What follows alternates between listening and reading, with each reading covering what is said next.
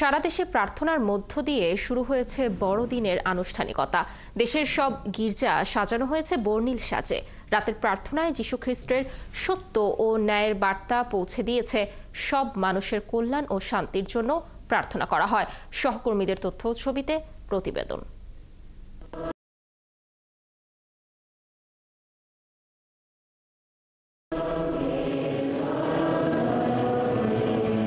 নেত্রকোনার দুর্গাপুরের ৭২টি গির্জায় প্রার্থনার মধ্য দিয়ে শুরু হয়েছে বড়দিনের আনুষ্ঠানিকতা। গির্জাগুলো ফুল, রঙিন কাগজ আর আলোয় আলোয় সাজানো হয়েছে। গোয়াল ঘর জুড়ে রাখা হয়েছে শিশু যীশু খ্রিস্ট, মা কুমারী মেরি, জোসেফ, তিনজন পণ্ডিত ও রাখাল। ঘরের ওপরে রয়েছে আলোকোজ্জ্বল তারা। মঙ্গলবার রাতে বিরিশির এলাকার উত্তরাইল ধর্মপল্লীতে প্রার্থনা হয়।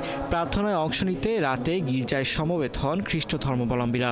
প্রার্থনায় যীশু খ্রিস্ট সত্য ও ন্যায় প্রতিষ্ঠার জন্য এ পৃথিবীতে এসেছিলেন সেই বার্তা পৌঁছে দিয়ে সব মানুষের কল্যাণ ও শান্তির জন্য প্রার্থনা করেন তারা। এরপর যিশুর জন্মের খবর দিতে রাতভর চলে বাড়িতে বাড়িতে কীর্তন। আমি শুধুমাত্র আজকে এই সুন্দর দিনে, আনন্দের দিনে আমি সবাইকে অন্তর মন থেকে আমি শুভেচ্ছা জানাই। 25শে ডিসেম্বর আমাদের প্রভু যীশু খ্রিস্ট জন্মগ্রহণ করেছিলেন আমাদেরকে পাপে থেকে উদ্ধারের জন্য, পরিত্রাণের জন্য। এই জন্য এই দিনটা আমরা আনন্দের সাথে অনাড়ম্বর নিয়ে আমরা এই দিনটা আমরা পালন করি। বরিশালে বড়দিনের মূল আনুষ্ঠানিকতা শুরু হয় মঙ্গলবার রাত ৯টায় মহা যীশু খ্রিস্ট জাগের মধ্য দিয়ে।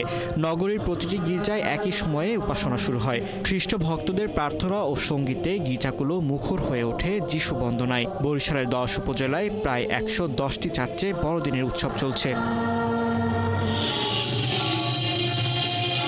এদিকে মোংলার প্রধান শেলবুনিয়া ক্যাথলিক চার্চ সহ ৪০টি গির্জায় ধর্মীয় ভাব গাম্ভীর্যের মধ্য দিয়ে বড়দিন উদযাপন চলছে।